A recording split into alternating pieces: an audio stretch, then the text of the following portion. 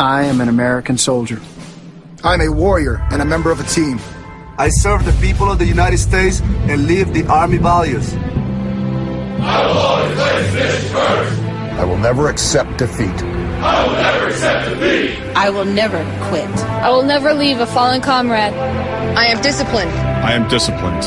Physically and mentally tough. Trained and proficient in my warrior tasks and drills.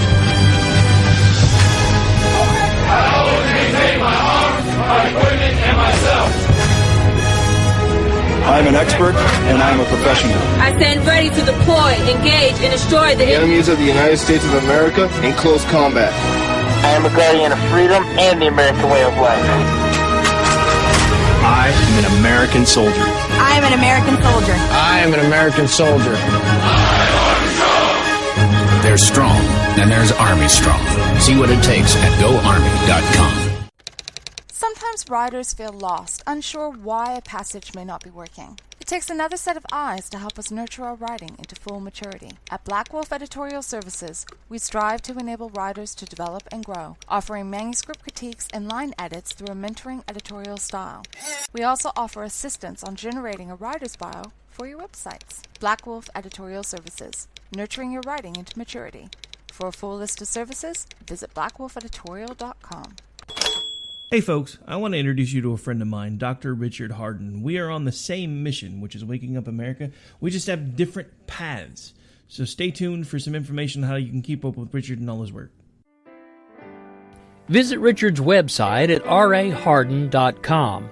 That's the World Wide Web at rahardin.com.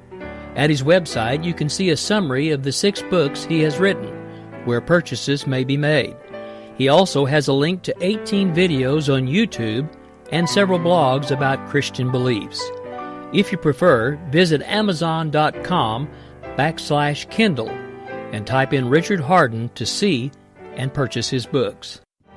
Every day, the men and women of the United States Marine Corps stand ready to defend the American way of life. The few, the proud, the Marines.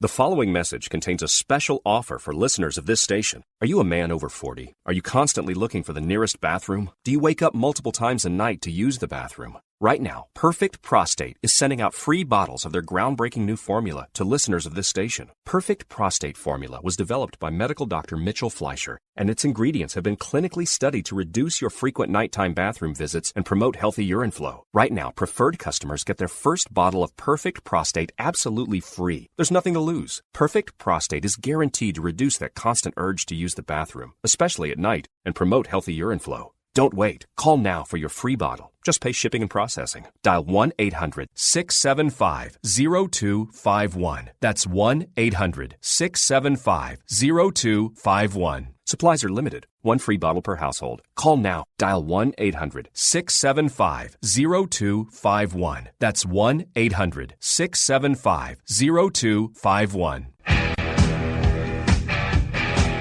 KLRN Radio has advertising rates available. We have rates to fit almost any budget. Contact us at advertising@klrnradio.com. You're listening to the Spark Radio Network, internet radio like you've never heard before. Innovation, creativity, and imagination are all said to begin with a spark. So fasten your seatbelt and take the ride of your life and listen for the spark.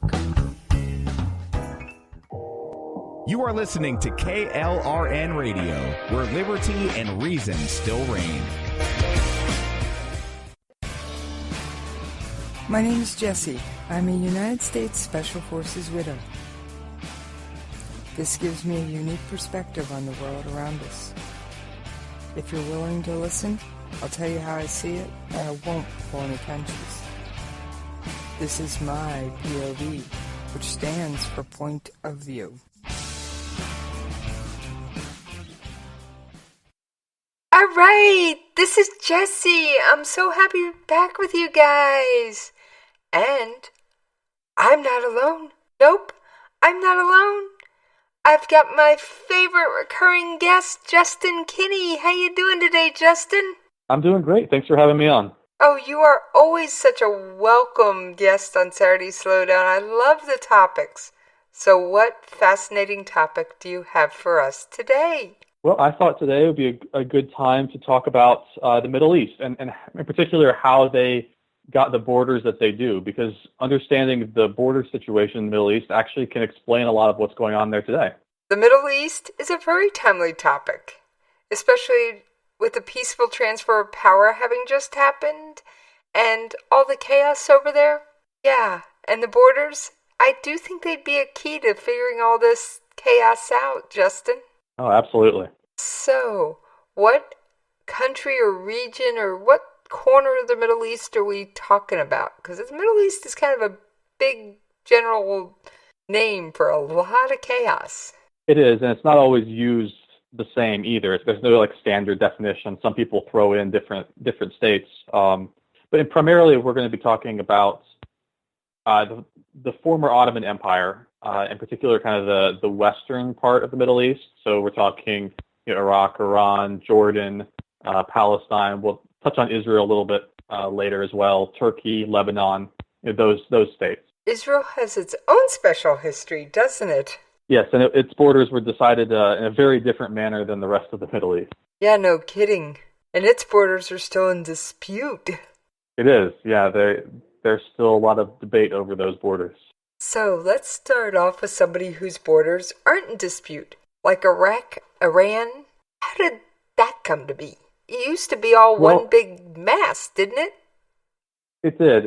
If you go back kind of, around the turn of the 20th century, 19th and 20th, most that area was part of the Ottoman Empire, which was a huge empire at the time, mostly Islamic in nature. It was very influential, particularly in that part of the world, but it was globally influential as well. But they had been kind of losing territory for decades at least, and losing influence kind of leading into the 20th century. And when World War I happens, the Ottomans sided with Germany, and as well with the Turks, and so they sided with Germany. And so when they lost the war, that territory was kind of given to the victors.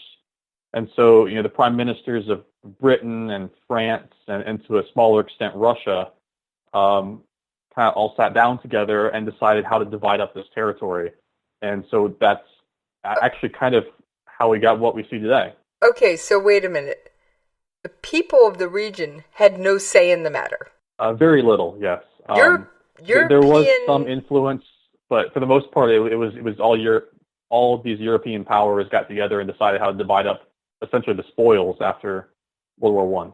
So European powers, and possibly some U.S. influence maybe, I don't know, but the Western world decided how to, for lack of a term, carve up the Middle East. Yes, and in particular, it would be Britain and France for the two big members. Okay, I'm not sure I'd like to have another country telling me what the borders are.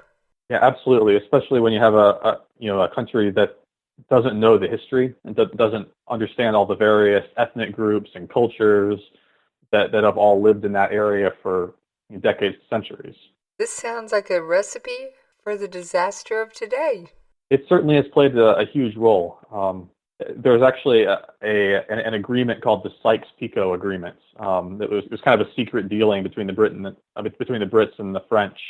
Russia was kind of a minor party, but it essentially defined their spheres of influence and control in the entire Middle East. And so they kind of carved it up. The British got one portion, the French got one portion, the Russians got a small little bit as well. And then each of those three countries kind of divided up the borders within their area that was assigned to them because of the Sykes-Picot Agreement.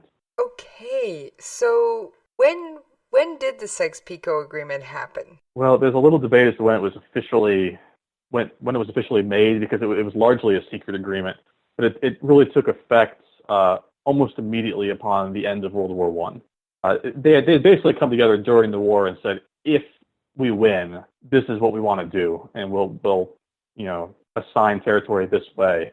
So it happened sometime during the war, but as to the exact date, I don't know that anybody really knows that. So it would be around 1916? Somewhere in that time period, yes.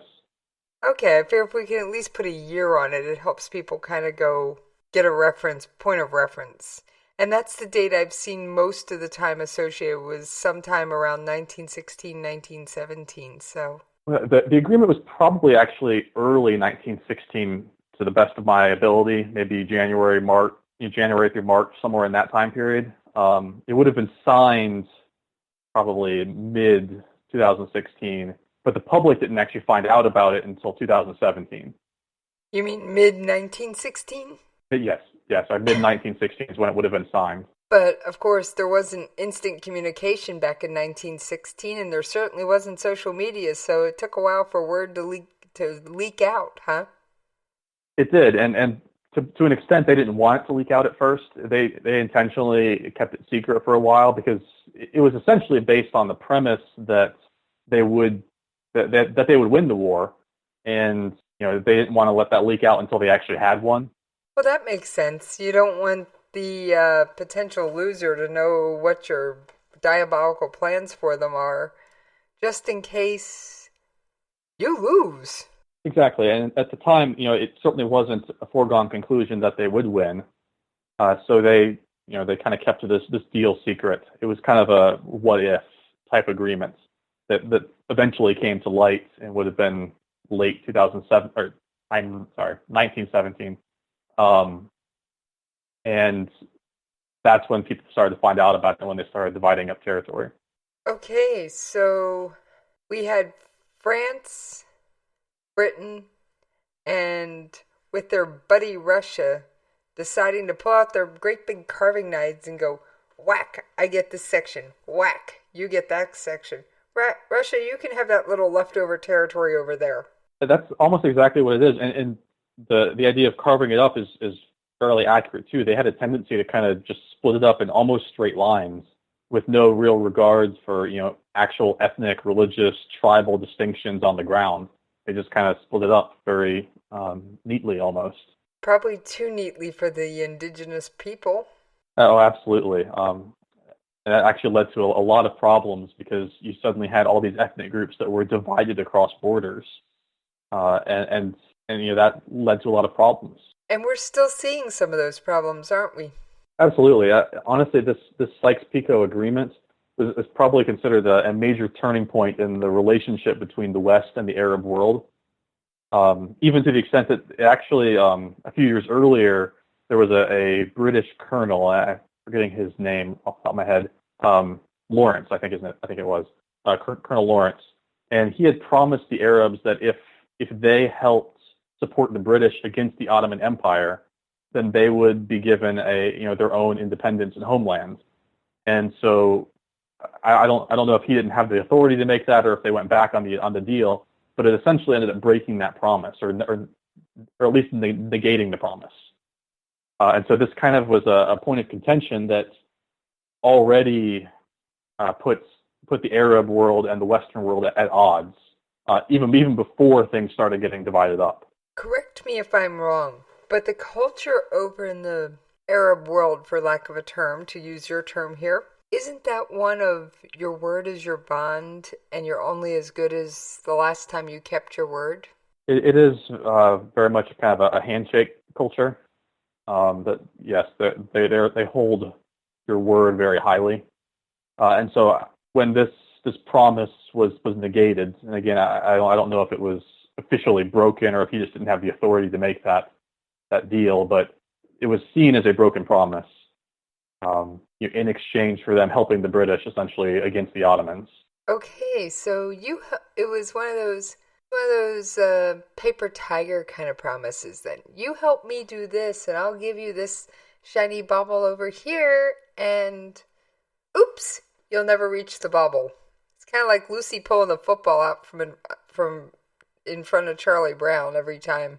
Oh, absolutely. And as we saw too, as they started dividing it up, these powers, increased and exerted more and more influence over the next couple decades in that area, and this ended up leading to even more opposition to the West. And And we even started to see the objectives of the Arab world changing, because after World War I, it was all about creating a stable government. But the more and more influence the West exerted, we saw it shifting away from stable government to let's kick out the colonialists. And this led to a rise of military regimes across the region. I could see I wouldn't want some other country telling me how to live. I could see it. Absolutely. I mean, goodness knows I'm too strong-willed for that noise, so I can just imagine people who've just been told, no, you don't live in the Ottoman Empire anymore, you live in this made-up country. Oh, absolutely. You're told by somebody else that you live in a country. A lot of times, they were named by the West as well. Several of the countries were given Western names. Oh, do tell. Well, Jordan, I think, is a great example. That's an ancient name, from religion, and it was not ever known as Jordan until the West gave it that name. Syria is another one that I don't believe was called Syria ahead of time. It was a name given to them by the West. I don't know where that name particularly came from, but they didn't even really adhere to the names that the people on the ground saw themselves as. Okay, so not only did they basically lie to the indigenous people, they didn't even go with the local naming conventions. And then for the most part, yeah. Then they probably wondered why the local people hated them. Yeah, absolutely. I mean, Iran, that country, that's a modern term. It was never around ancient times. So it was very common for the West to just kind of step in and just exert their influence, and it led to a lot of consternation among the local people. And then to go even further, the best way they had to kick out the colonialists was through military regime, and that's why we tend to see in the Middle East a lot of military-led regimes, because they were the ones strong enough to fight back eventually. So that's why there's more, for lack of a term, regimes and dictators over there? I mean, there's certainly other reasons as well, but that played a very large role, because their objectives again changed from we need a stable government to we need to kick out these colonialists, and the military regimes are the ones that were most capable of doing so. Who was controlling Iran and Iraq in that area way back when? That would still be all under the Ottoman Empire. They were, again, very large and influential. Which Western power chomped it up? Okay. So essentially, that part of the Middle East was divided into a northern and a southern portion. So the British were given the southern portion. So this would have been, Jordan, kind of southern Iraq, Palestine area, kind of anywhere from the Mediterranean Sea to the Jordan River. Today's Israel, that would be the British portion as well. The French were given the kind of the northern portion. So this would be northern Iraq, Syria, Lebanon, even parts of southeast Turkey. And then Russia was given a little bit further to the north, with where we would think of Armenia, the Turkish Straits, Istanbul would have been under the Russian control. And so it was kind of divided almost more into a northern and a southern portion. Okay, then how come Iraq is one country, not two? That's a good question. And there was some collaboration between the French and the British as they divided these things up. It wasn't completely divided into those two, but you saw like the French had a mandate over Syria, the Syrian mandate that was all theirs. The same thing with the British mandate over Palestine, which is now Israel and Jordan. But there was some collaboration, and Iraq is one of those that kind of ended up getting put together. Although even today, we still see that northern Iraq, which would have been the French territory, is mostly distinct from southern Iraq. Because that's where the Kurds live, and they essentially rule semi-autonomously. Right. And the Kurds are actually one of the more Western-friendly groups over there. They are, but even they were split across 4 different states at the time: Iraq, Iran, Syria, and Turkey.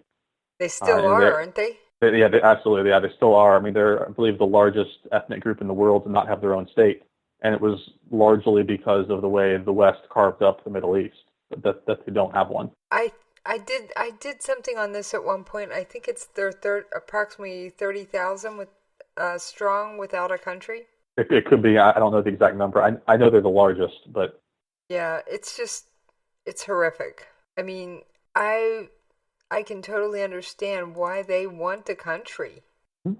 Absolutely. I mean, well, you even look at some of the other ethnic groups in the area, or religious groups. You have the Shia Muslims, who were split across Iraq, Kuwait, Bahrain, and bits of Saudi Arabia. The Alawites were split across northern Lebanon, Syria, southwest Turkey. The Druze, which is another ethnic group, they're split across Israel, Lebanon, Syria.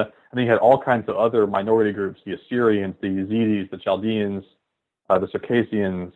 All of these groups were kind of split across borders all of a sudden. I mean, the Kurds are the most famous because they're the largest, but you have dozens of these smaller groups that also face similar situations. Okay, so the West came in and sliced everything up, ignored the local people, and just said, this is how it's going to be. Oh, by the way, I found the audio clip I'd used on a previous show about the Kurds. Let me play it for you. Great. The world's 30 million Kurds, equivalent to the population of Canada, make up the largest ethnic group in existence without a recognized state of their own. 30 million. That's a lot of people. So, yeah, that's a lot of people to go, no, you don't have a country. You're going to be subject to 4 countries. And no wonder the Kurds always seem to, for lack of a term, get the short end of the stick. Mm-hmm. I mean, Saddam Hussein was rough on them. I mean, I remember, reading about him gassing Kurds and killing Kurds thousands at a time. No, absolutely. It's actually interesting you mentioned Hussein because dictators like him, you could throw in Gaddafi as well. Part of the reason that they were so brutal, besides them being violent individuals anyway, is because there was this kind of push to unite the Arab world. There was this idea that carving up the states like this had diminished the Arab influence on the world. And so there was a push to unite the world. And this was often done by suppressing the differences between them, sometimes violently, like Hussein or Gaddafi did. They tried to suppress all the differences between them so that they could unite. And this obviously didn't work. Well, I guess you could say it worked temporarily.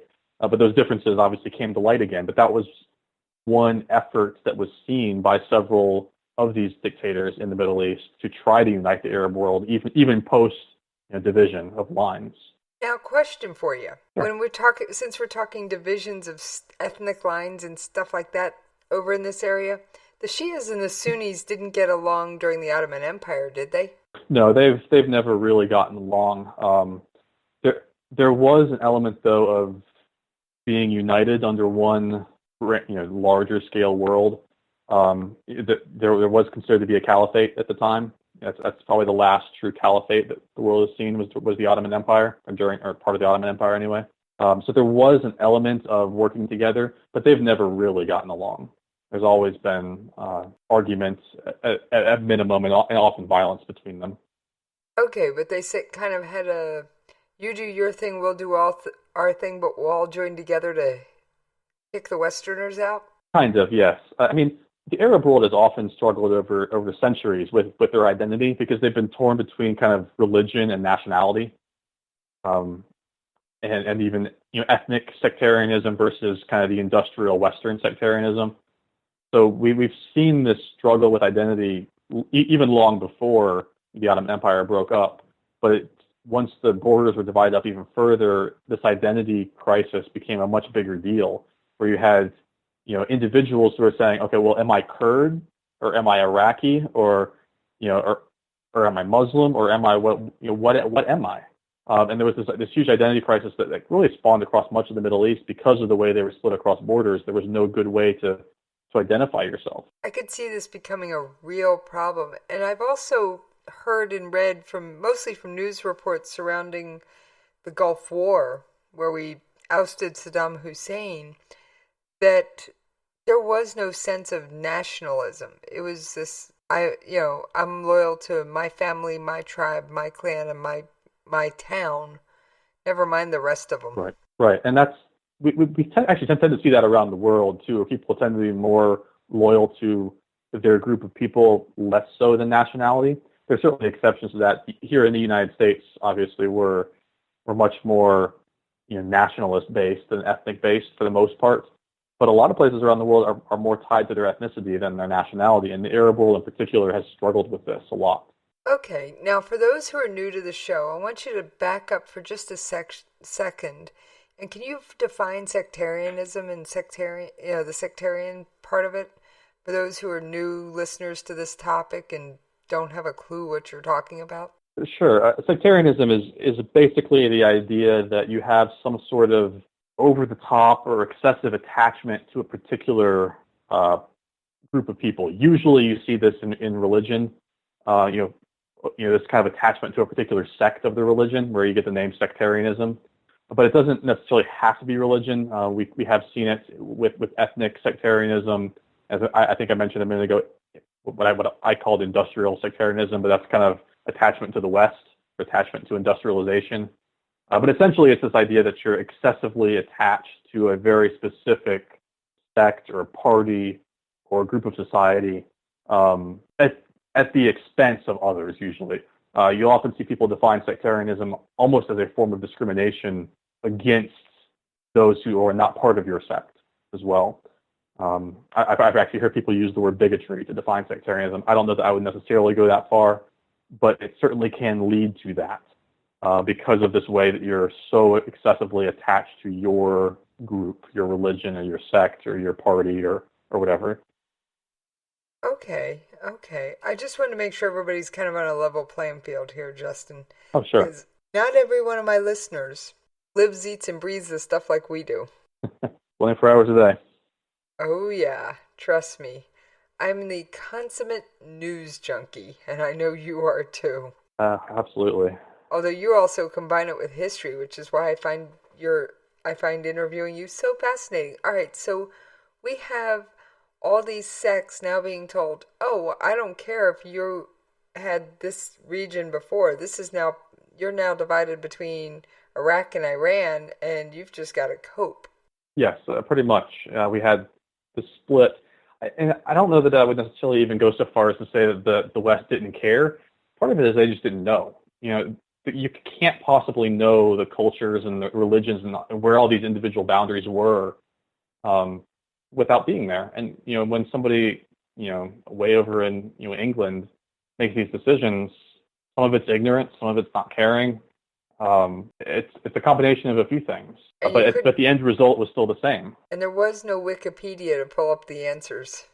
That's absolutely right. There was no Wikipedia at the time. And the encyclopedia probably didn't have much because it was probably one of the most popular encyclopedias at that time. What I would guess would be Encyclopedia Britannica, and it would probably have limited information. I would think so. Yeah. They didn't have the ability to research things like we do today. No, they certainly did not. At least not with the speed that we can.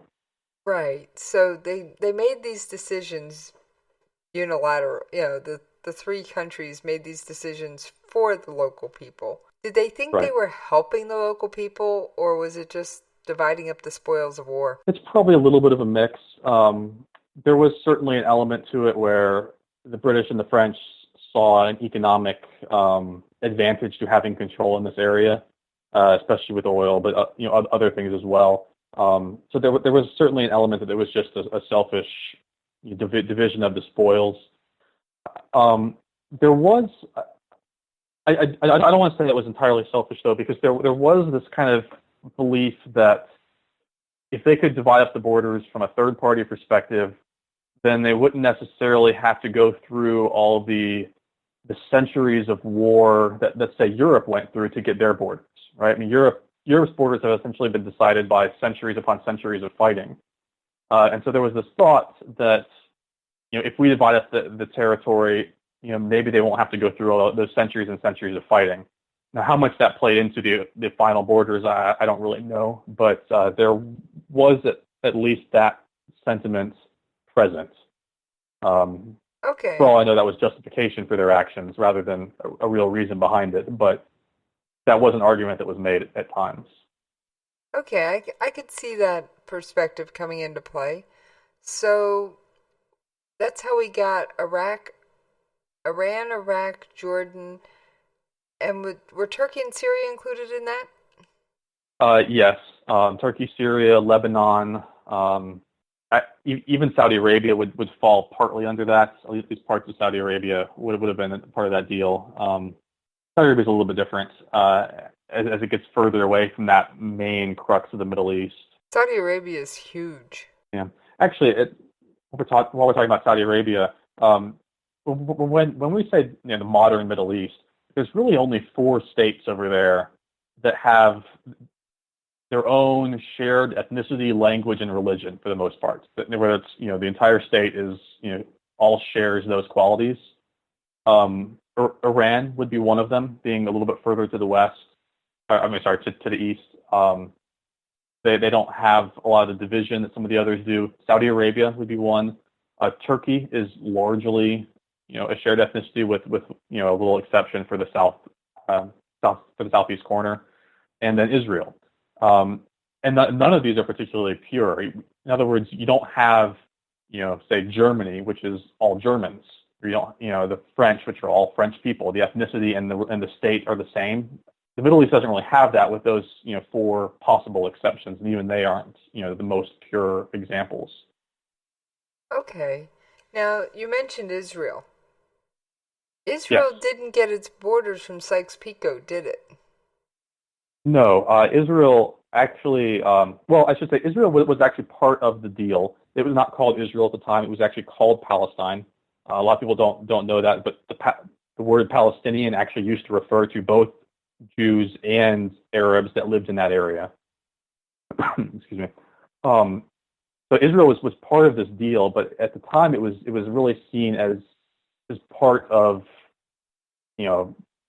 what became Mandate Palestine, which was ruled by the British essentially. Their borders came about very differently than did the rest of the Middle East. So all right, well let's move on, and we'll get back to Israel in a minute. But I just want to bring up the point that Israel it may have been part of this thing initially, but then when the country that we know today as Israel was formed, it was a whole other process. Oh, absolutely. When I say Israel was part of the process, all I mean is the land that eventually became Israel. It was part of the deal, but it was not considered Israel. It was not called Israel. That process and the borders that define Israel all came, a couple decades later. Okay. So how long did the West have their influence? And I'm not going to use the Palestine area or the Israel area. I'm talking about how long was it until Syria, Lebanon, Turkey, Iraq, Iran, and Jordan before they said, get these colonials off my back. We want you out of here. How long before that happened? Are we talking... It varies state by state, obviously. So that there's a little question on it. In general, the influence lasted a while. Syria, I believe, gained independence in 44 or 45. And the other states were all around that time period as well. So right around the end of World War II. Yes, for the most part, yeah. So they lasted a couple decades, but the influence obviously lasted for a while. I think the British officially pulled out of what was called Palestine, but is now Israel, Jordan. In 47 or 48, right before Israel declared their independence. So we're talking the influence lasted a few decades, for the most part. Okay. Well, since you mentioned Israel again, why don't we discuss when Israel became a nation? And I happen to know the date Israel was founded off the top of my head. May 14th, 1948. The day Ben Gurion officially declared independence, yeah. Yes. So now their history is a little different. I'm sure you know this just as well as I do. The land was obviously predominantly Jewish. We're talking first, second, third centuries. It shifted towards Christianity a little bit more when the Romans, Empire, extended their influence. And then about the 7th century, that area became much more Muslim. There was the conquest. And and it pretty much remained Muslim for centuries. But you kind of in the late 19th century, so late 1800s, we started to see kind of a rise in Jewish nationalism and wanting their own state again. And after World War I, as I mentioned, when the borders were divided up in the Middle East, Mandate Palestine was formed. This was about a 30-year period of control. And once this Mandate Palestine was formed, this idea of Jewish nationalism kind of spiked even further. And this is when we started to see a lot of Jewish immigration to the area. And by the end Jewish of World War II, I term think about... by the way, is Aliyah. Right. Like Aliyah to Israel. Okay, great. Yeah, well, that's exactly what was happening. And by the end of World War II, about a third of the population of that area was Jewish. And so it was largely successful. But I will say during this time period of immigration, there was some fighting. There was the occasional bout of violence. We had the Irgun pop up, which was kind of a Zionist paramilitary organization. There was some fighting on the Arab side who didn't like the Jews coming in and doing it. So it wasn't entirely peaceful, but by and large, this was a relatively peaceful thing. Both Jews and Arabs sought better living conditions in the area than you had in other parts of the Middle East. And so we saw, in particular, Jews immigrating to this part of the world, from the end of World War I, up through World War II. Okay. Now, okay, sorry, go ahead. I was going to say, now, after World War II, there was a whole lot more Jews running to Israel. Because they wanted nothing to do with Europe. Yeah, absolutely. Yeah, obviously, there were other circumstances going on in Europe. They didn't want to be around anymore. And so you saw them, in a lot of cases, fleeing. And a lot of them immigrated to Israel, among other places. Israel was obviously one of the key areas. I mean, I know if I had to leave my home, I'd want to go somewhere where people are somewhat like me. So sure. Yeah, I think that's something we all like. There's an element of safety in that to an extent. People who understand you and don't want to kill you, I think is important. Exactly. In fact, what I always say is, you're welcome to have any religion you want, as long as your religion doesn't force you to try and kill me. Yeah, I think that sounds fair. Except, I don't care if you believe in the flying spaghetti monster. You just carry along with that as long as that doesn't mean you're trying to kill me. You just carry right along with that flying spaghetti monster. Yeah. And so, the Jews were looking for this area, and we saw this, as I said, there's a rise in Jewish nationalism, so they were asking for it, and they were immigrating to this land. And I believe it was in 1947, the UN decided they should step in and do something. And so this is when we saw, it was called the UN Special Committee on Palestine, which, it was created and it was done to examine this issue and decide what to be done about it. And of course, during this time period, Britain was already starting to withdraw a little bit from the area. The British mandate in the area was terminated. So there was kind of a little bit of a vacuum of power where they were undecided about quite what was going to happen. Okay. So there was this power vacuum and the UN tried to step in. Now, when was the UN founded? Because the UN wasn't always around. No, they were not. After, I'll back up a little bit. So after World War I, there was a different group that was founded. It was called the League of Nations, and it was essentially designed to do something very similar to the UN, but for a variety of reasons, it failed. And so the UN was put into place in 1945 after World War II. And when it was founded, it was obviously much smaller. I think it only had about 50 states involved, whereas now it's 193, I believe. So it was a much smaller deal, but it was only founded about 2 years before this issue cropped up. I was going to say, I do know that Israel was the 58th member. Oh, okay. I didn't realize that, but yeah. So it was obviously a much smaller deal at the time. We've added now 140 more. I did a little bit of my own research since I knew what we were talking about this time. Yeah, that's great. I didn't realize they were 58. Yep, Israel was number 58, and it took them 3 tries to apply for recognition by the United Nations. Yes, and they obviously didn't get it the first time. They actually, we can talk a little about some of the wars that happened. The Arab-Israel War and the War for Independence and stuff. like that. But Israel didn't gain official recognition by the UN until after all of that. Right. I mean, it was, and even then, there were, everybody wasn't for it. In fact, I'm trying to remember the vote. I'll have to look it up, but the exact details of who voted how. Mm-hmm. But there were countries that voted against recognizing Israel. Oh, yeah, absolutely. And I mean, even to this day, I think there's still about 30 UN member states who don't recognize Israel. Oh, there's a few. We've already named a few. Yeah, almost exclusively in one part of the world. There's a few random ones elsewhere, but yeah, Afghanistan doesn't officially recognize them. They don't have official diplomatic relations. Algeria does not accept Israeli passports. Period. End of sentence. I'm kind of going through a little bit of research stuff on the fly here. Looking for the regions we're talking about. Where's Jordan? I believe Jordan does. They're one of the only ones in the Middle East that does, because they had a peace treaty. Jordan does, yeah, because they signed a peace treaty.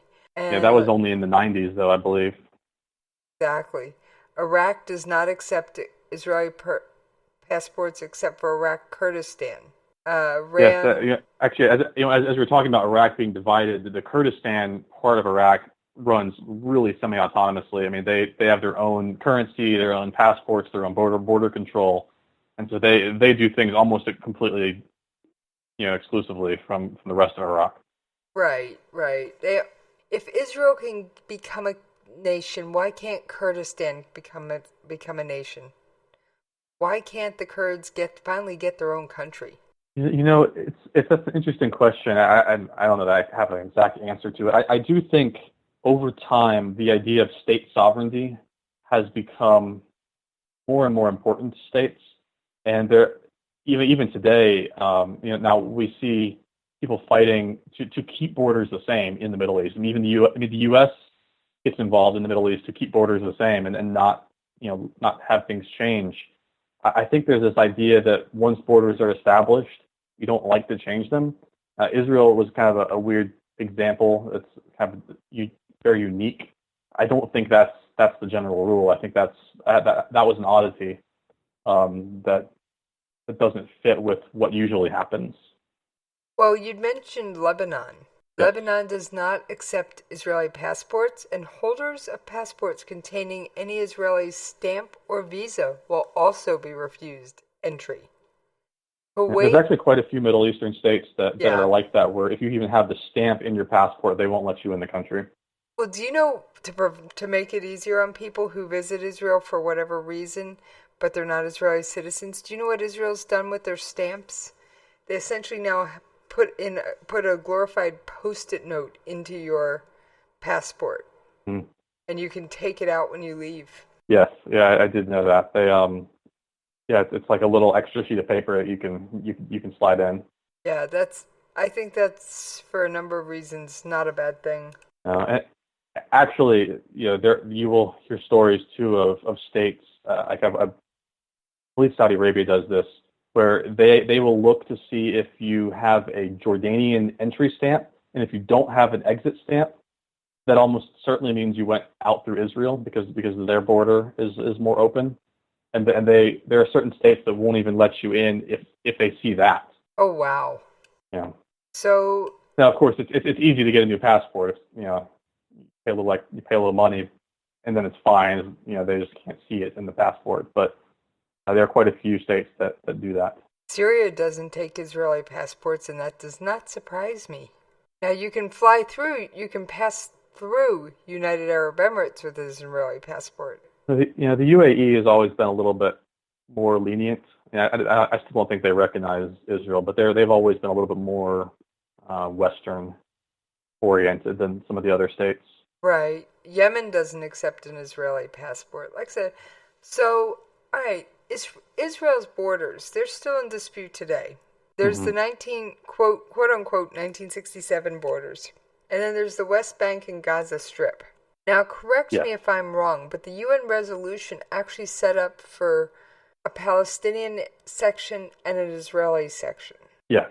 Yeah. So actually, you can even go back a little bit further because the original Palestine was Jordan too, and so the original thought, and this was never like official, made official, but the original thought was that what now is Jordan would be the Palestinian state, and then the rest would be Israel. But then that kind of fell apart a little bit, and so when the UN made their official recommendation from this special committee, they said that they were going to divide what was left of Palestine, Jordan is now out of it, into a Jewish state and an Arab state, and they were going to essentially base it on population concentration. Now, this was actually accepted by most of the UN. It was called Resolution 181. Yes. But the Jewish population, they actually accepted it as well, but the Arab population, the Arab Palestinians, did not. So that made it technically not legally binding. But that was kind of the push that they would have both an Arab state and a Jewish state in that region. Right, but because the Palestinians didn't accept it, they went, okay, not binding.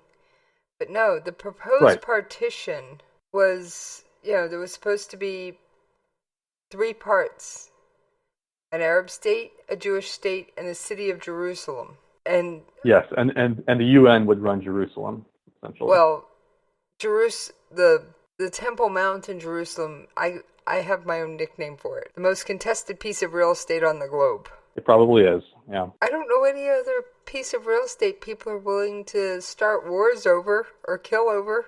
Well, there's 3 different major world religions that all claim that it's a holy site for them.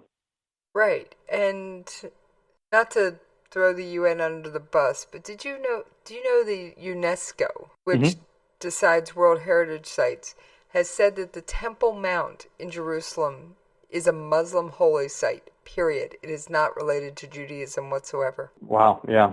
Well, I mean, obviously it is a Muslim holy site, but it's also clearly a holy site for Judaism and as well for Christianity. Oh no, they said it's the 3rd most holy site for Muslims, period. End of sentence. Has nothing to do with Judaism. They don't know why the Jews want it so badly. They don't get it. And I will say that's kind of an ignorance of history. No kidding. But because UNESCO recognized Palestine as a state, the United States actually cut off funding to UNESCO and said, you guys are just off your rocker. Yeah, like I said, I did a little bit of my own research.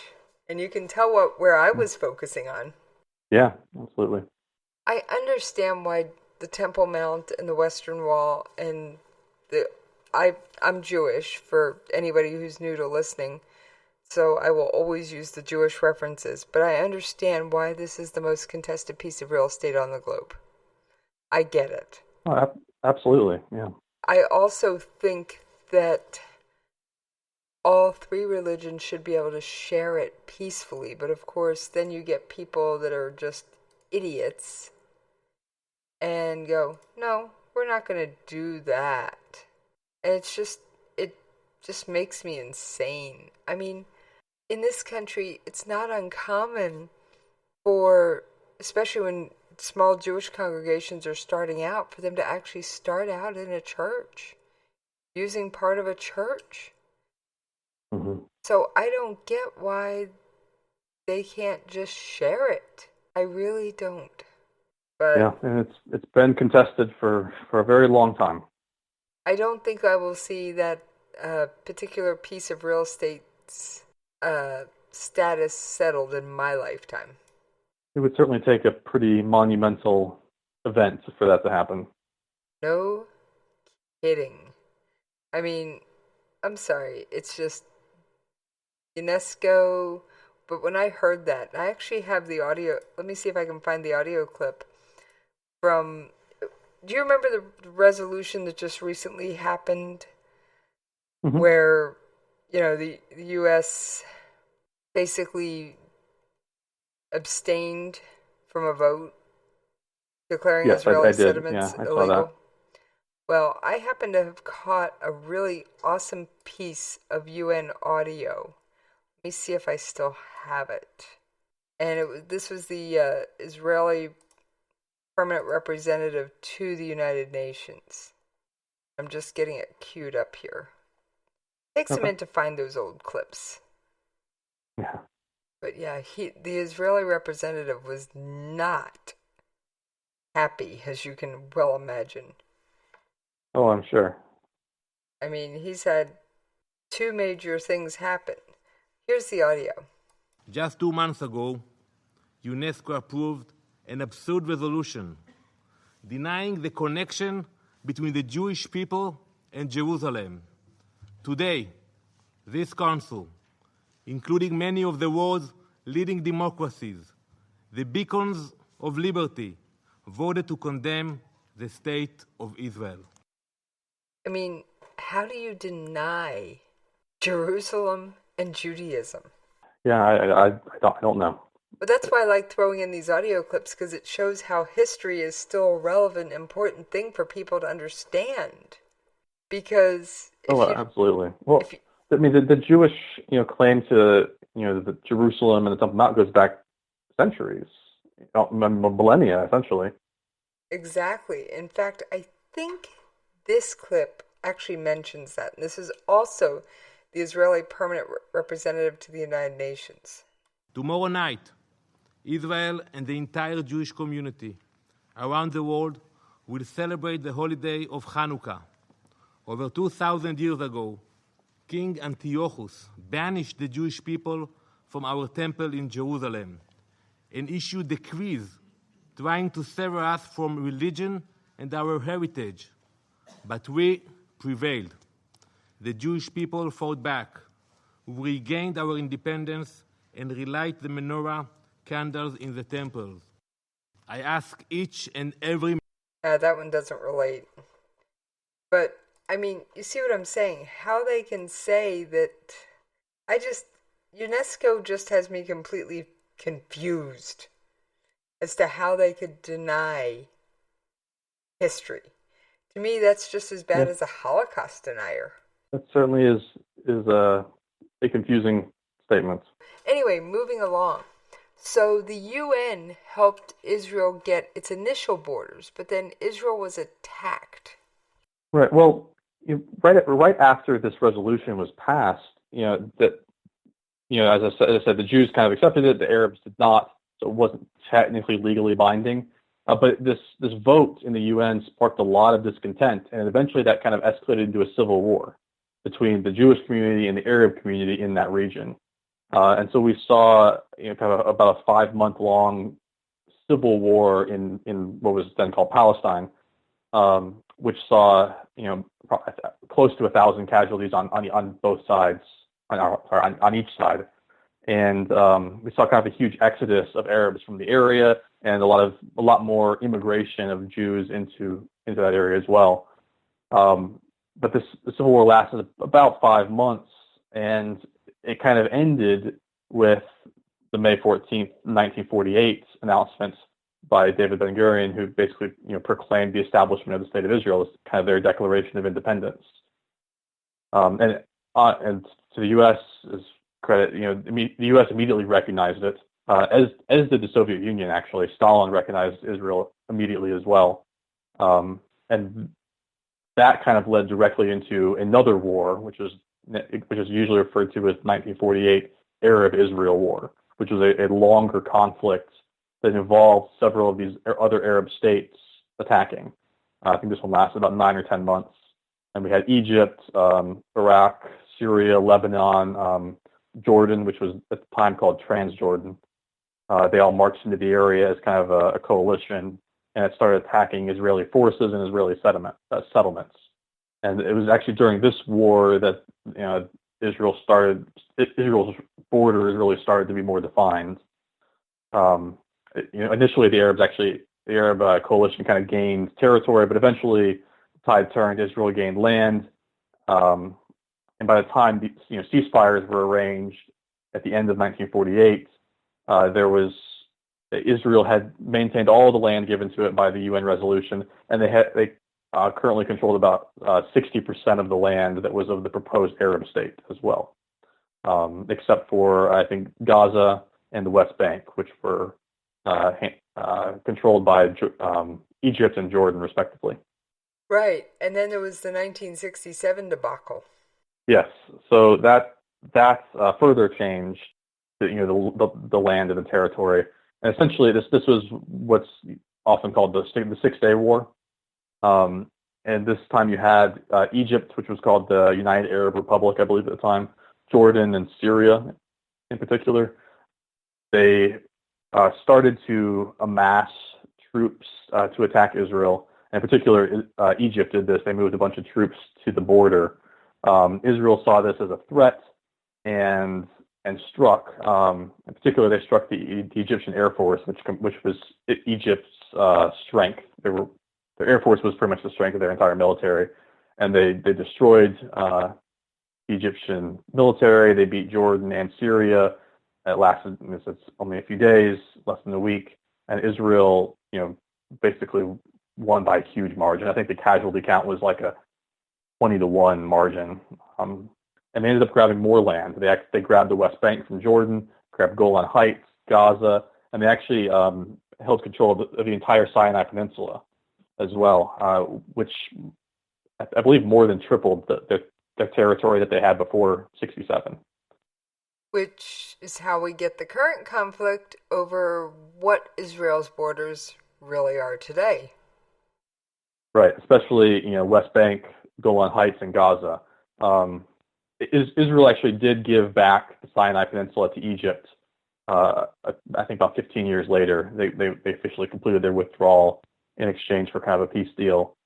But they held on to the West Bank and Gaza and most of the Golan Heights as well. And those are usually the territories that people focus on when there's debate over Israel's borders.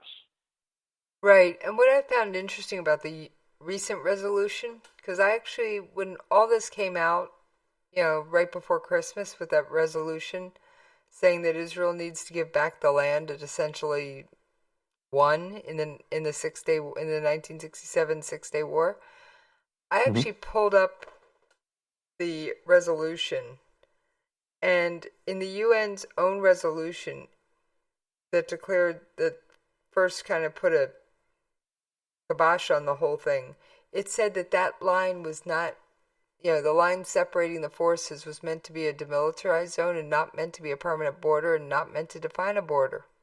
It specifically said that in the resolution. And now the UN is trying to say, oh, that's the border. I find it interesting. It is, and that's usually what you hear referred to when they talk about the 67 border lines. I believe Obama mentioned that a few years ago, the 67 lines, and essentially what they're talking about are the borders pre the 67 war. So when somebody talks about Israel's 67 borders, they're saying without the West Bank, Golan Heights, and Gaza. Right, and not to focus exclusively on Israel in this show, and we will get back to the rest of the region. But do countries generally just willingly give up land they've won in war, Justin? I don't want to say it never happens. There are instances in which territory has been ceded in exchange for peace, but it's not that common. It's pretty rare, especially a territory as large as say the Sinai Peninsula, which is larger than the entire state of Israel right now. Right, but they gave that was negotiated in a proper peace treaty. Yes. Not some third party coming in, just like the West did with the Ottoman Empire and chopped it up. Not some third party coming in saying, no, this is what you'll do. Well, Israel's actually offered to give back the Golan Heights a handful of times to Syria in exchange for a promise of peace, but it's always been rejected. I think they stopped offering in 2010 and basically told Syria, to give up that dream of ever getting it back. But prior to 2010, they actually offered to give it back several times in exchange for peace. Hey, why would a country say they don't want peace? Isn't that, okay, correct me if I'm wrong here, Justin, but without peace, you constantly have war. And when you constantly have war, you have problems with your economy, problems with your national security, problems with everything. So why wouldn't you want to try and reach peace as quickly as possible? I just don't understand it. Well, a lot of it's a symbolic nature, I would imagine, at least in this part of the world. You know, you may want peace, but you may think that you're giving up too much to get it. You know, especially if the land that you want has some religious or symbolic significance to you that goes beyond just the material territory. But it's certainly a good question that they have thinking the Golan offered certain Heights. parts. I was thinking, the Golan Heights in Syria. Why wouldn't they just say, "Yeah, we'll take it, give those people citizenship, and just let it go"? In fact, I saw a documentary, and I'm not sure how reliable it was, but it actually said that the West Bank at one point belonged to Jordan, and the people were not refugees. They actually had citizenship in Jordan. They were given, Jordanian passports, rights, everything under the rule of the Jordanian government. And then the PLO stepped in and said, no, we're displaced refugees. And not even all of the quote-unquote Palestinians in the West Bank and Gaza, well, West Bank is what this focused on, in the West Bank even agree with that. They were happy being Jordanian citizens. Yes, I mean, the West Bank was won in the Six-Day War from Jordan. Prior to that, it was part of Jordan's territory. And there were, obviously, as you mentioned, there were some disagreements about how Jordanian they were. But it was owned by Jordan and part of that country. What was the point of trying to attack Israel? I don't get it. I mean, it's such a small sliver of land. Why does the Middle East focus on this one little sliver of land? It's less than 1% of the landmass in the globe.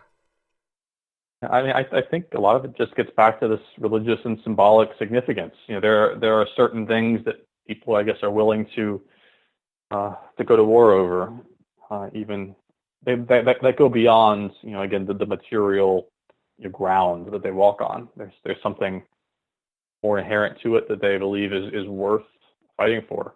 Well, I wish it would be solved in my lifetime, but I have a feeling this will be an ongoing issue for many generations.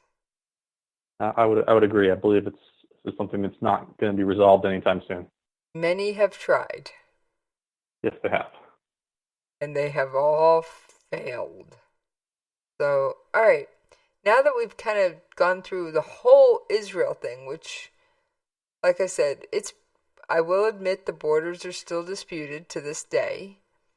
And I will also say that it wasn't formed like any other country. It's very unique in its formation, yes.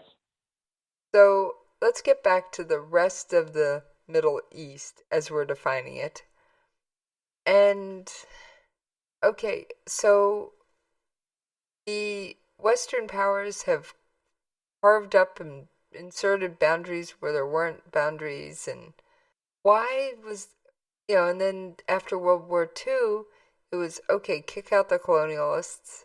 And then we have the dictators that the dictatorial type regimes that we still see today in many of these places. Right. Why do we keep trying to change how they want to live and make them a democracy? I understand it, because the dictators are pretty cruel people in most cases. For the majority of the people, unless you want the Kurds, it tends to more or less at least keep the violence to a minimum. Well, there is this very strong belief in public policy circles that democracies are inherently more peaceful. It's actually there's actually a very large theory in political science called the democratic peace theory. And it basically says two democracies don't go to war with each other. There's a lot of nuance to it, but essentially that's what it says. And so that idea has really taken hold in the minds of a lot of public policymakers and leaders around the world, particularly those in democracies. And so there's been kind of this push to that if we can just democratize the world, war will, if not go away, it will be minimized. Now, there's a lot of debate in the community about whether or not that's actually true or not, but it's, for whatever reason, it's really taken root in the minds and hearts of these leaders who are making these decisions. And so I think that's why we saw everybody, Bush and Clinton and even Obama now, to an extent, being involved in these dictatorial regimes and trying to help them democratize. Right. I can see where this would be, where they could say that democracies are more peaceful because, you have dictators like Saddam Hussein and Gaddafi that carry out, and I'll throw Bashar al-Assad into that mix, carry out bombing their own people. I mean, to Bashar al-Assad, the biggest terrorist group in his country is not Daesh or ISIS or ISIL, however you want to call them. The people that are trying to behead Westerners and take over the world or bring about the end times or whatever they're up to this week. But the militants, they're trying to depose him of power, so that's why he bombed his own people. And it just makes me look at this part of the world and go, what's with you? I don't understand you. Well, it's actually something you mentioned a second ago about Democrats being more peaceful. That's actually not true. Theory is that democracies are more peaceful with each other. Democracies are actually not any more peaceful than autocracy when it comes to interstate conflict with autocracies. Democracies are just as warlike as any others. They're just not warlike with each other. And I think that's the key bit that at least public policymakers have latched onto, is that if we can make them a democracy, then we won't fight them anymore, or that sort of thing.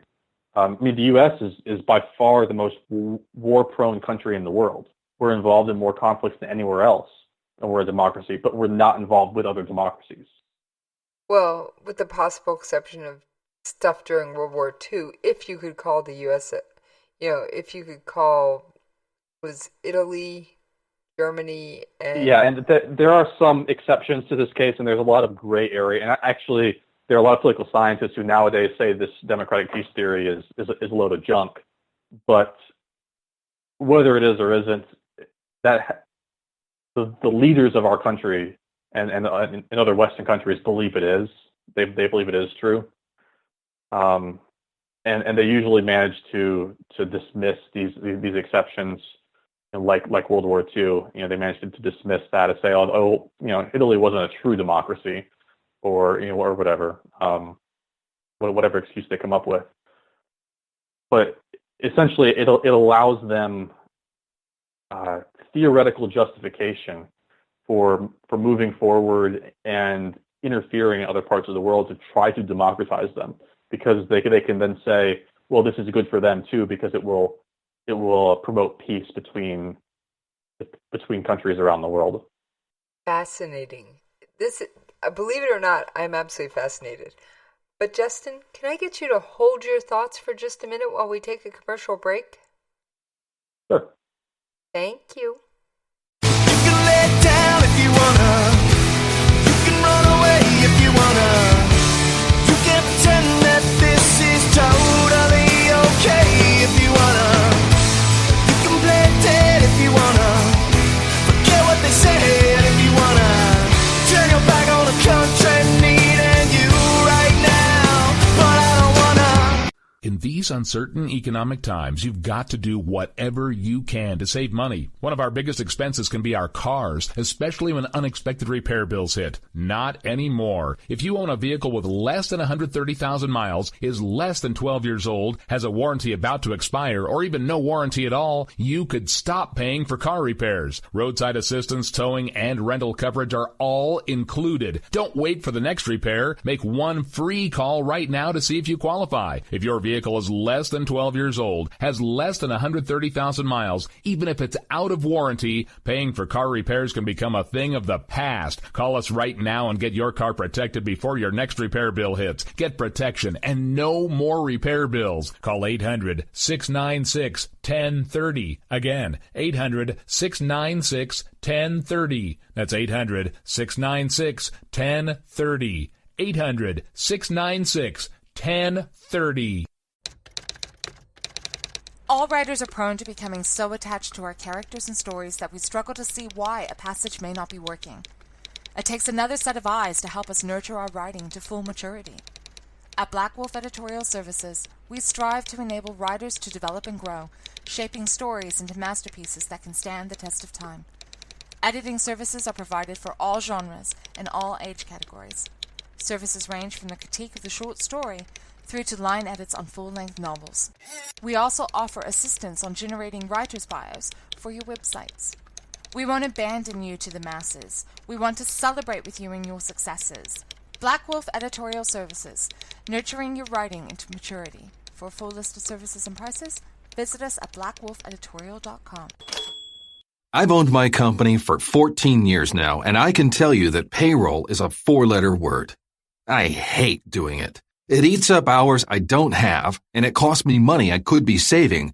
But my accountant's too expensive, and I'm not sure who to call. But I know I need help. We're Paychex, and we take all the hassles out of small business payroll. We save you time and money. It's easy. Call, fax, or give us your payroll information securely online, and we take care of the rest. We calculate the correct taxes, manage payments and direct deposits. We even send out your checks. Payroll doesn't need to be a 4-letter word anymore. We're so sure that we can save you time and money that we'll give you a month's payroll free. Just for calling 877-757-2782. Get 1 month's payroll for free. Call Paychex right now. 877-757-2782. That's 877-757-2782. KLRN Radio has advertising rates available. We have rates to fit almost any budget. Contact us at advertising@klrnradio.com.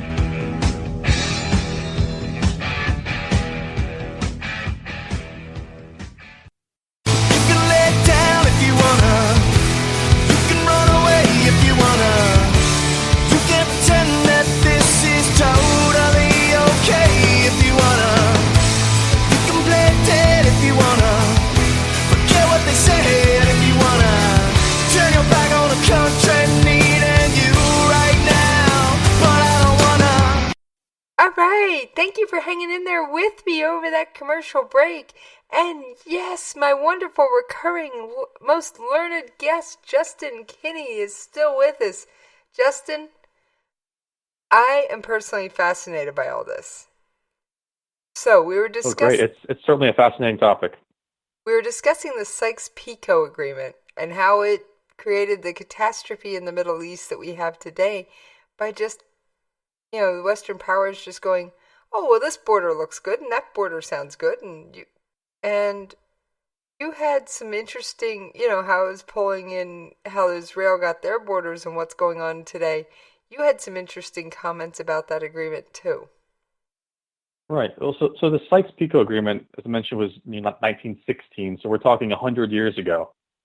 But it seems to be fairly influential even to this day, where you have ISIS or Daesh or whatever you want to call them, actually citing that specific agreement multiple times, saying they want to end it and reverse its effects. It's been cited by ISIS documents, by al-Baghdadi himself. So this agreement has persisted for 100 years to the point that you have groups citing it by name that they want to get rid of it, and then ultimately reverse its effects. It's really fascinating how that one agreement has lasted for so long. Is it common for such international agreements to last for so long? It can vary all over the place. It's kind of hard to answer that without knowing specific ones. There are some that have lasted a long time, but this is I would say a fairly unique one in the sense of what type of agreement it was, and the fact that you have groups 100 years later still angry and upset about it. Because obviously nobody in ISIS today was even alive or around when most of this was taking place, and yet they're still seeking to end it and reverse the effects of it. I think it's amazing that, this document has caused, it certainly caused a lot of conflict. It may have done some good as well, but I think that Sykes-Picot agreement was certainly kicking over the hornet's nest, Justin. It's certainly possible that's exactly what it did. And the problem, of course, now is, what do you do about it? Because you can't really go back on it. Altering borders today is often seen as kind of violating the sanctity of sovereignty. And international sovereignty is a hugely important concept in international relations and in the world. And there's a lot of people that worry that altering borders today will set a very dangerous precedent. Just as an example, that's actually why Kosovo, as an official country, is still largely unrecognized by states that have their own secessionist movements within them. So, say Spain with the Basques, Spain doesn't recognize Kosovo because they believe that their own secessionist movement might see that and it would undermine their authority. The same thing with Russia and the Chechens. China has yet to recognize Kosovo because of their own secessionist movement. And they're really worried about setting some sort of dangerous or disturbing precedent if they started to change borders. Because Kosovo is probably a great example of a case where borders were changed, and a lot of states worry that set a dangerous precedent. I could see how changing borders in this day and age would be harder. I really can, because it's one of those things of, we've got Russia just tromping all over Ukraine's sovereignty. Mm-hmm. And they just decide, we want Crimea because our naval base is there. Then you've got the Kosovo stuff, and then you've got the Israeli borders that they're sort of borders and are not. It's just not as easy to create a country in this day and age because there are so many established borders and so many established countries. It's certainly very difficult to create a new country. We haven't seen a new country created in about 6 years or so. There was South Sudan was created, was the most recent one, and frankly they're struggling right now. Before that would have been Kosovo, but you just don't see it very often, and in particular you don't see it where the borders are just artificially changed. It would have to have come through some sort of war. Well, when the USSR broke up, that was a huge issue. But thankfully there were many countries contained within it, and they all just got pretty more or less got their own borders back. They did, and actually that's a really interesting case because of the way Russia divided up those borders. Sorry, not Russia, the Soviet Union. Because when they divided them up, they didn't realize these were ever going to become their own independent states. And so they weren't interested in just making the borders easy. So they were very careful to divide around ethnic groups, which is why if you look at some of those, former Soviet bloc states, their borders are incredibly squiggly. They're all over the place. Right. Because when they were divided, when those lines were made, there was no thought to these are going to be their own country. So the border matters. And to this point, there are certain places I think in some of the stands where to go from one town to the next, you have to cross the border 3 times and go through border customs because of just how squiggly they are. But that's because they were divided up before they became states, with their own independence and their own governments. They were all part of the Soviet Union at the time. Right, and the Soviet Union, for those of you who aren't familiar with it, was one big country. It was a superpower in the 80s and 90s, and well before then it was. But anyway, it dissolved in what, 19? Officially 1991. Right. Would have been December. December 31st, 1991 was when they actually lowered the flag of the Union of Soviet Socialist Republics and raised the Russian flag that we see today. Right. And in the process, they ended up splitting a lot of their country apart as well, losing a lot of territory and land. And then you've got Putin, who's coming along, who I swear, can't prove it, I'm not inside the guy's head, I swear is trying to reconstitute some part of the USSR. It could be. I'll say it's hard to know what's going on in his head, but it's certainly possible. I will say he's not the hardest person on the planet to read. That title belongs to the leader I call the lunatic in the North, Kim Jong-un. He's certainly a challenge. Yeah. I was watching for news of an ICBM launch during the inauguration. It certainly wouldn't have surprised me if they had tried to do something to detract from the attention. No, of course not. Although I swear you could take over that country with a couple thousand pallets of food and rice. You could probably take over the whole country if you really wanted to. North Korean military is actually considered quite strong. I don't know. They're considered quite strong, but they're also starved. Well, the military isn't as much. That would be the average civilian. Kim Jong-un actually does a fairly decent job training his own military, at least to my knowledge. But obviously a lot of their power comes from the fact that they have nuclear weapons as well. You can't do too much because there's always that risk that he's going to launch a nuke. They kind of act as a deterrent. It does. It really does. Although I've actually read reports in recent years of the soldiers going around begging for food and stealing rice and stealing kernels of corn. And yeah. I'm not so sure you couldn't take over that country with a whole fleet of cargo planes filled with food and a military force to take out the leadership. I am not so sure that one couldn't be settled with loaves of bread, meat, and rice and vegetables. But of course, that would have very much upset China. Yes, it would have. So, although our brand new president, Trump, has already annoyed China. I think he has a tendency to annoy a lot of people. He definitely has his own take on things. But we'll try and leave the U.S. politics out of it. Yeah, that's probably best. We'll just leave it. He has his own way of seeing things. He does. He absolutely has his own way of seeing things in his own way of speaking. It's not diplomatic. Because he's not a politician. He's a business leader, and he speaks like a businessman in a lot of ways.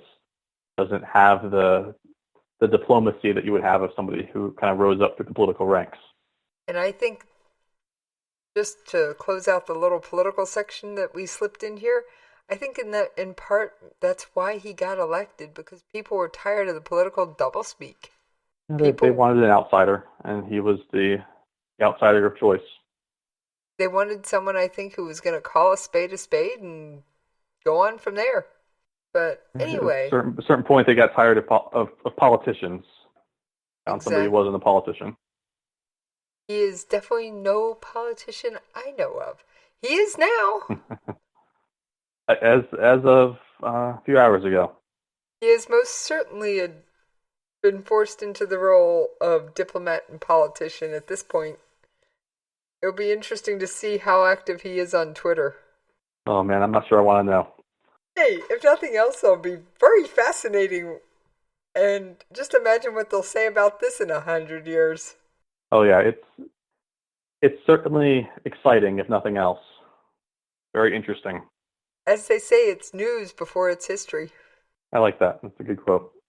So I don't remember where I got it or who said it, but I've seen it several times. It's news before it's history. Just look at the 1979 Iran Revolution. It didn't change borders, but it changed the entire country.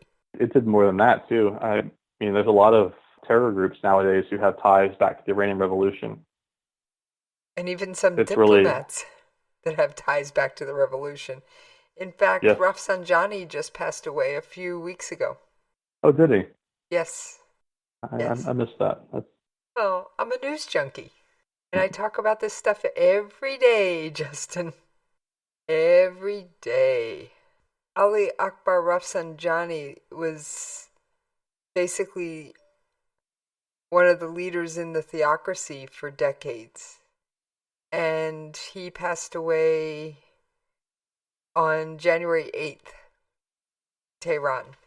I didn't see a cause of death, but he was up there in years, so it could have been anything. He was born in 1934, so yeah, he was often one of the non-hardliners speaking out for Iran to cooperate. So it's going to be interesting to see what Iranian politics happen Yeah, absolutely. He was quite influential. So he was extremely influential. Now there's this huge power vacuum, and power vacuums aren't a good thing. No, I think in that particular area of the world in particular, we've seen just how devastating a power vacuum can be. Yeah, just look at Libya. So that's what happened in Iraq too. When Saddam fell, there wasn't a good, strong government put into place, and now we have ISIS. So yeah, I usually call them Daesh, and here's why. I don't know if I've ever explained this to you. Daesh is the Muslim acronym for them, and they hate it. So I just tend to call them Daesh. My own personal little stab at them. That's a derogatory term that they believe. Yeah. Yeah, they don't mind if you call them ISIS or ISIL, but they don't like you to call them Daesh. I'll stick with the derogatory term. I'm not politically correct. And I especially don't care terrorists. And yes, in my mind, ISIS is the definition of terrorist. Don't like what I have to say about them. Back to the Sykes-Picot and ISIS. I mean, they are still screaming from the rafters about this. Now, of course, they've got their hands full, and their propaganda arm hasn't been too active lately. But right, they've certainly been busy with other concerns. But the Sykes-Picot thing has been part of their mantra that they want to get rid of it for a while now.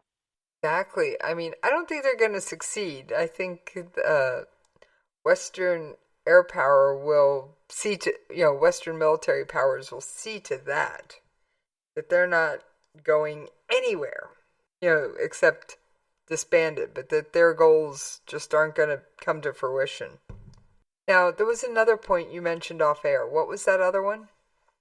Oh, yes. Well, we talk a lot about how this was devastating for the region, but I want to just kind of talk about what other options they would have had, because all of this said, it's really difficult to know what could have been done better.